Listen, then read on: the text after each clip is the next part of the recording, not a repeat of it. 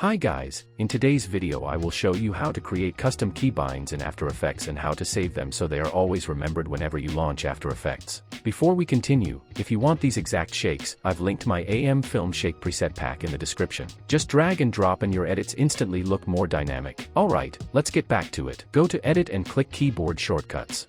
Under Presets, I have saved my own custom shortcuts for different keys on the keyboard, not every single one of course, but the ones I use every day to make my workflow faster and easier, and it's labeled as AM Film. Let me create another preset to show you how to save it. To make things easier, I'll use the search bar here, and for example, I'll search for Precompose. I've assigned the shortcut Q to Precompose because it's easier for me, and I don't need to press multiple buttons anymore. Let me delete this shortcut and create a new one for Precompose. Click once on the shortcut and remove it. Now click twice and add a new shortcut. For example, I'll use the letter Y. I'll skip customizing the entire keyboard because it depends on your personal preference. Just take your time and adjust all the keys however you like. Once you're done, click Save As. Give it a name. For example, I'll name it Tutorial, and click Save. Now if you open the preset menu, you will see your saved preset there. Make sure it's selected, then click OK. In After Effects, if I press Y now, it will pre-compose the selected layer. So that's basically it. Just make sure your custom preset is selected under Keyboard Shortcuts. If you ever want to go back to the default shortcuts, simply select After Effects Default and all shortcuts will return to normal. Now here's another tip on how to save your custom shortcuts forever and never lose them. For example, after reinstalling Windows, or After Effects. Imagine all the custom shortcuts you spent time creating getting deleted,